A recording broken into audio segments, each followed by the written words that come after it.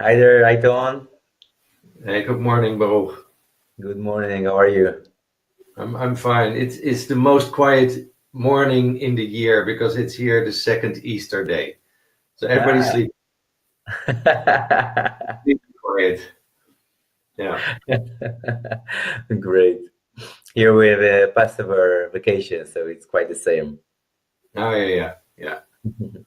So everybody that is watching now or see this video later, I'm Baruch Raz. I'm the founder of the Man Evolution Center in Israel, and I have with me, I'm very pleased and honored to have Ton van der Kroon from Holland, which is coming to Israel next week for a great visit. Ton and I have been knowing each other for a couple of years, and I'm very honored and excited to have this call with you and to meet you again in Israel. And for those of you who doesn't know yet, Ton has been leading men workshop in the past 30 years. He's an author, and he's been traveling the world and do healing conferences in conflict areas, even in Israel and Palestine for the last 15 years, and all over the world. And he's coming to Israel to give and to spread his knowledge in men work. Yeah. We have this book here in Israel too, The Return of the King, the Hebrew version, and we're going to talk about the book, your workshop, and what we're going to do what are you going to do in Israel. And I want to ask you a question. In your perspective, after 30 years of working with men all over the world and the last visit in Israel, what do you think men need these times? Well, when you ask that question, I think during that 30 years, nothing has changed. And all over the world, it's also the same. Men are men, wherever they are, in whatever culture, whatever religion. I never found anything very strange in other cultures. But basically, what I see is so much needed is that we encounter our wounds. So we live with our wounds, which are inside. But our society mostly asks us to go outside, to work, to do the rat race, to earn money, to take care of the families, which is all needed. But to do the inner work is very important, to really look inside ourselves and to see where are we wounded. And as long as we don't do that, we keep on carrying this wound with us. And it reflects itself in our lives with authority or in sexuality or in our relationships or with our kids. We become easier aggressive or we become numb. So there's this inner ticking bomb inside that we need to, how do you call that, to take the pin out. And I think that's a major work for men to do, actually. But the problem is nobody taught us. Nobody taught us how to do that. And that's a difficult thing, I think, in most men's societies all around the world. We've all been trained to do this, to be a man and to go out, but not to go in. Yeah, I understand you totally. So you see what you're saying, that it doesn't change. I mean, you've been doing it for 30 years, and it's the same thing. That's the main thing, to have to go inside and to. It's the same thing. I think it's universal. It's through ages. I think the old, call it primitive societies, they understood the same thing. They had their initiations for young boys. They knew that as a man, you need to do this step, this going inside as an initiation, because otherwise you don't know who you are. You don't know what your role is. You're just a puppet on a string. Although maybe the change is that more and more men are becoming aware of this problem. And if we're not becoming aware of it, then we get stuck with this old masculine image, this patriarchal image of conquering and competition and burnout, and it's an image of masculinity that is ruining our world basically, and ourselves, which both are important. Yeah, and I think that there is small change, not small change. It's quite wild for the last few years that, as you said, more and more people and more men understand that, and they feel it when they have a challenge in life or a crisis, and they start to look within. And more men are encouraged to do that. They have more courage to look inside and to understand what doesn't work for them anymore. Yeah. Do you see different? Although you said you see it in all cultures and all ages. You come from Holland, right? And you've been working there for a long time. And the last visit in Israel, you said that there is quite a change between the European man and the Israeli man. What do you say about that? Yeah, well, one thing is, I think your men's work is going much faster. It's growing faster. There's more fire in it. It's more passionate because you are from an area in the world that has to do with fire. My country is water. It's a flat country. Things go very slow here. It's very. It's a different development. So for here it took 30 years. Maybe with you it takes only 3 years to come to the same point. Because what I noticed is that that the men in Israel are much more eager to do this work. Probably with us the need is not so strong. I always think I see our society as a kind of the Titanic, and we are on the top deck. So the Dutch people think, everything is going fine. We just have some nice party and meals, and we just go on. And why are all these refugees coming from the lower decks to our deck? We don't want them. So we're kind of in a good mood here. But if you feel downstairs in the society, but also in ourselves, then you encounter the problems. But there's a kind of sleepishness. And that's what I like when I come to Israel or Palestine, for that matter. I'm completely awake instantly. When I touch the ground, you can feel what's happening, and it's very clear. So also the conflict is very clear in your country. And in a way, I like that because I can relate to it. I can see it. I can think about it. In my country, the conflict is there, but it's unseen. It's under the surface. You can feel it, but you cannot see it. Great perspective. So let's go inside. You talk about the initiation, and you said about the native. They knew how to do it. They have the ceremonies when a young man, a young boy wants to become a grown up. He needs to go through initiation ceremony, initiation journey, in order to find himself and to become the man he is, and not just kind of a man, the man he is. He goes through a journey and initiation, and the elders initiate him. And these times of age, we don't have that anymore. That's why when I encountered that in Israel and I saw the men circle the first time, it was 18 years ago. I felt that it's kind of a very healing and initiation space for men. Do you see that too?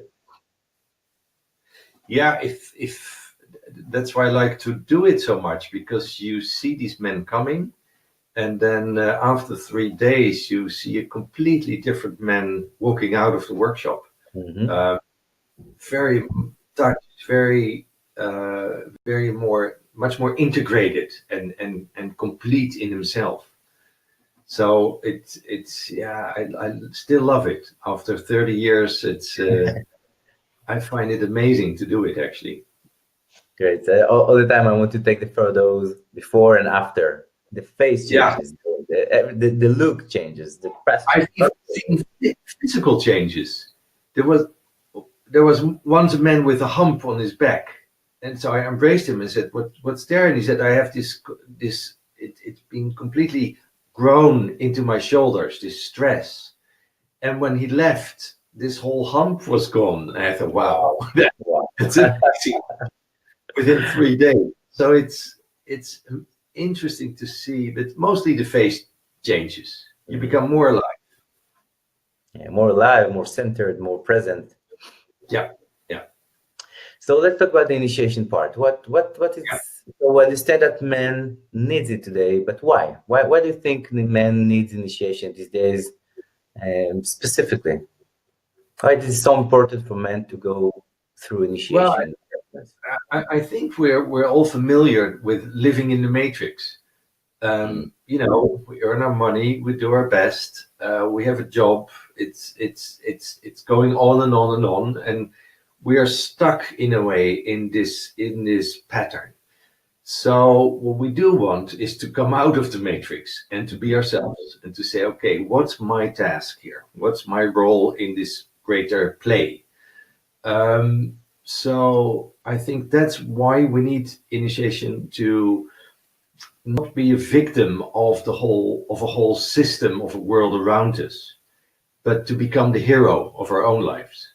And to say, this is what I need to do. This is what I want. You see it also in relationships, that many men tend to live according to the wishes of their wives. At least in Holland, we have that a lot. Or the parents, or the society. Your society tells you you should be this, or you should say this, or think this, and you kind of go along with it. To be a man is to be able to stand alone, to say, maybe everybody goes right, but I need to go left. I think it's a very important aspect of being a man, because we know how we can run in the pack. You know, we can go to wars and we have everybody's shoulder to shoulder. But can you stand alone, like Neo is doing in the Matrix, and saying, no, wait a minute, this is my part here. It's funny, I hold my hand here in front of my heart, because it's this heart-centeredness. It's listening to your heart, and your heart tells you different things than your mind. Yeah. The mind goes on and on and on in a kind of circles. That's the matrix. And the heart is something else. It brings you on a different path. I think it's even more critical these days, because I want to talk about this loneliness, to be going through my own path. Yeah. You show the positive journey of being able to go on your own path, and I think the main problem that I see, that a lot of men feel alone. Yeah. They do things in the matrix, and they do the work, go to work, they have the partnerships, family, and everything, but inside of them they feel very alone, because they have all difficulties or challenges in life, and they really used to get over it and to do what it's needed to be done. But inside themselves, they feel very alone and frustrated, and they don't have the space or the person or the friend to talk to. They're not ready, they're not so used to do it.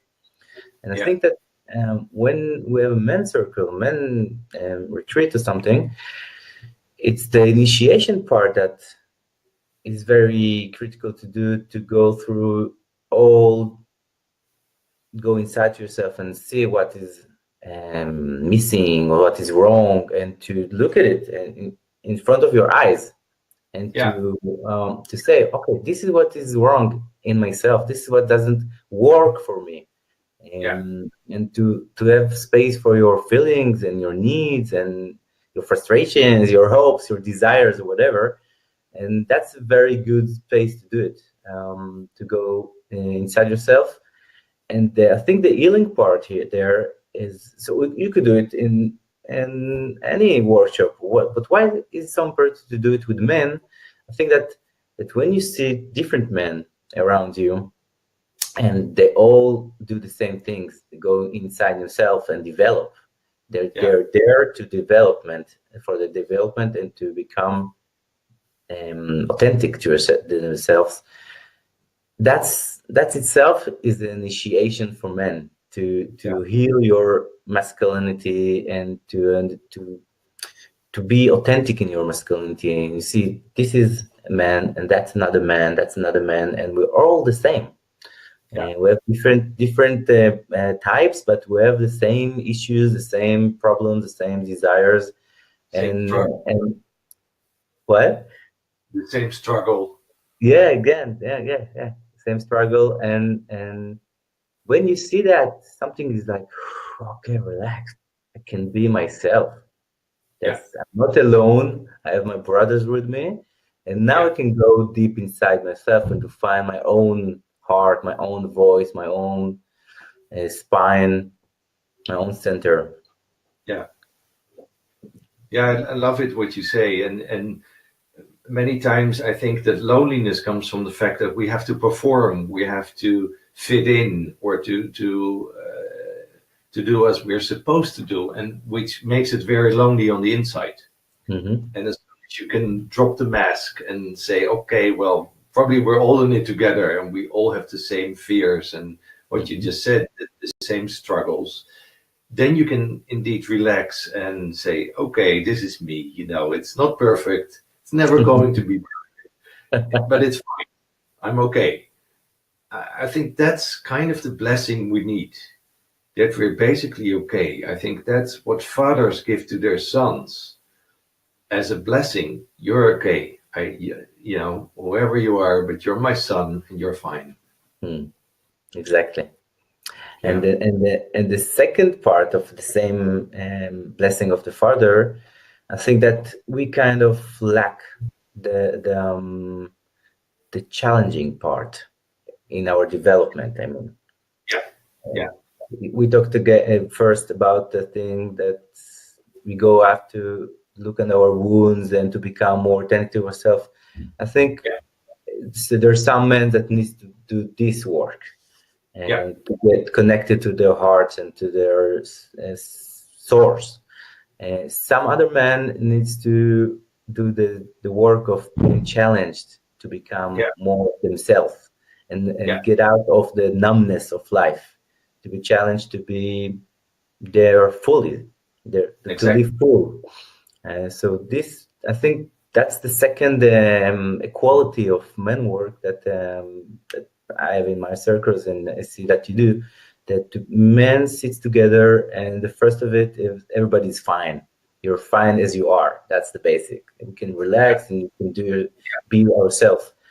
And again, we can give you like a little push to become more of yourself.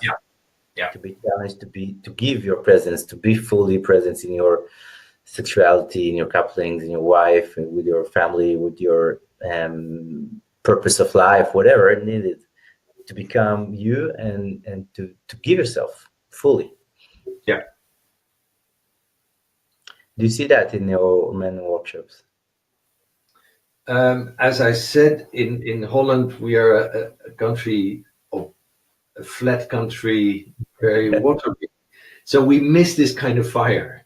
And I think I learned a lot from Israeli men, actually, to bring this fire in, because there's not a lot of challenge in our world. What I said, everything is going fine. So we really need to have this wake-up call to awaken and say, listen, guys, it's not only a center parks here. It's a battleground. You need to fight sometimes. We need to stand strong and to know what's really valuable for our society and for our kids. But what are you fighting for?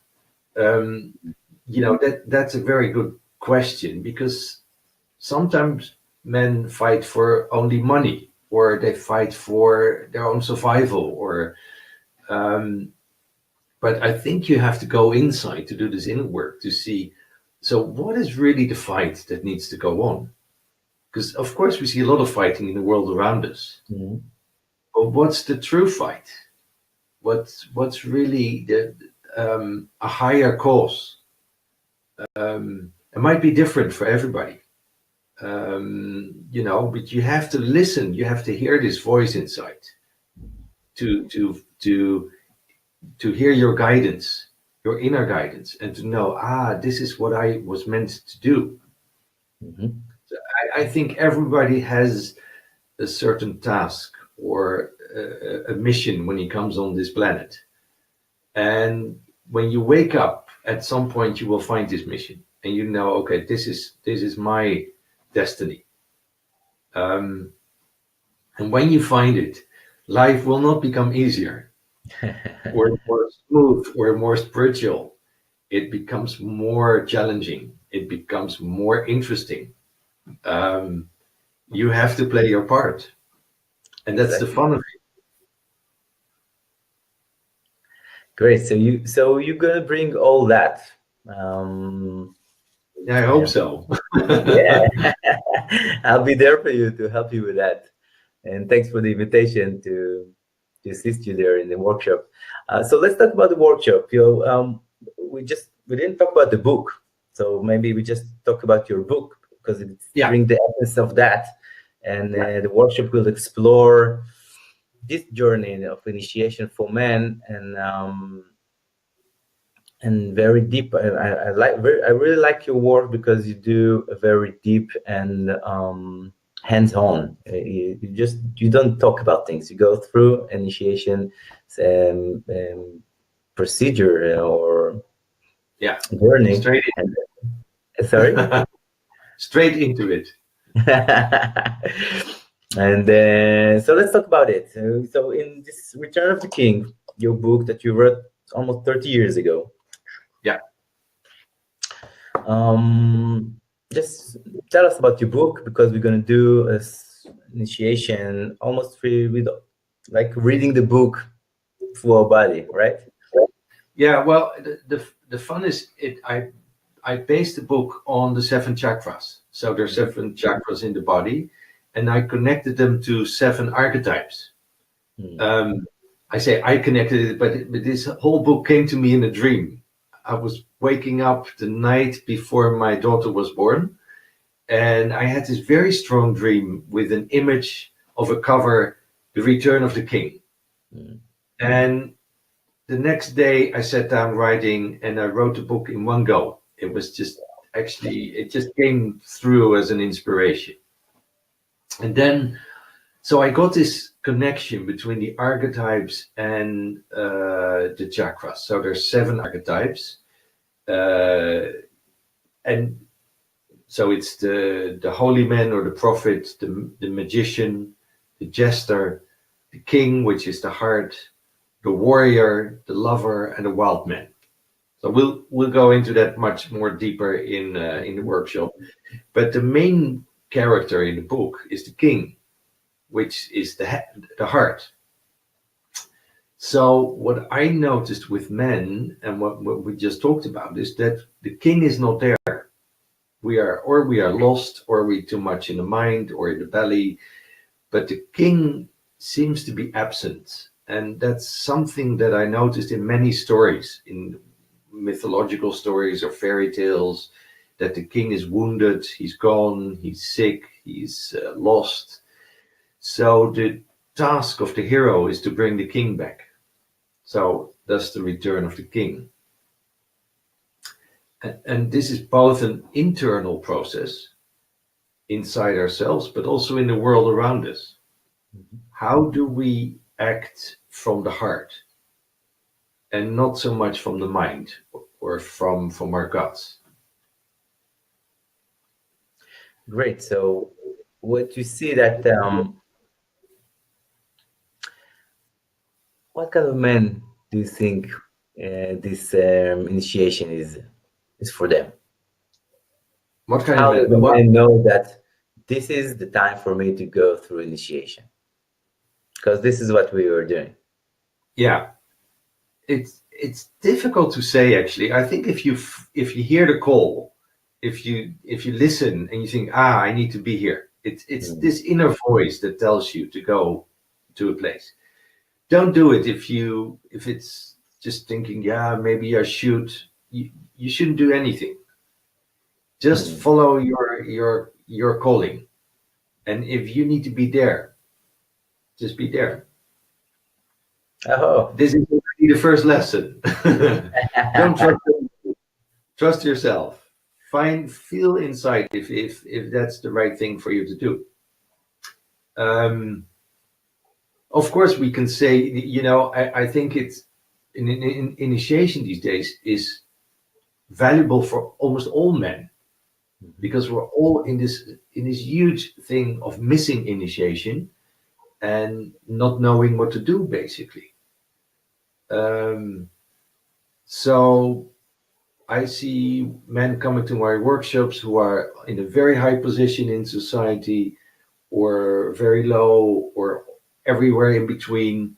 Some men are very advanced in personal development. Some are coming for the very first time. So it's always an incredible mixture. Or we have young men, 24, 20, who are really eager to get to know this stuff, or older men of 70. It's all there. But the fun is that when you see these men sitting in the circle, then you get this process of, we're all on the same path. But again, I would say for the men who are listening, just feel if it's the right thing for you. great.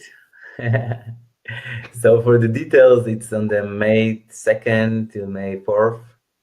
And we'll give details down below for the workshops. So everybody wants to join. I'm very excited to be there with you. And I'm very thankful for you to have this call this morning. And I'm looking forward to meet you. So Me soon. too. Yeah, I'm really looking forward, because it's going to be an exciting journey again. First, actually, I will have a workshop in Migdal,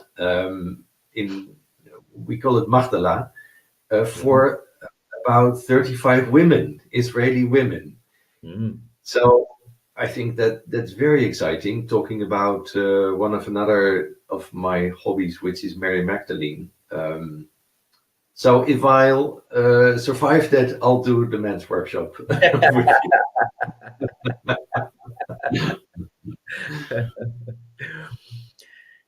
Thanks again, Ton, for having this call and for coming to Israel to bring your gifts to the men and women and the land of Israel. Thank you very much for your work. And I'm very honored and excited to meet you again. Thank you so much, Baruch. It's an honor. Bye, guys. Thanks for listening. Okay, bye, everybody. Till soon. Bye-bye.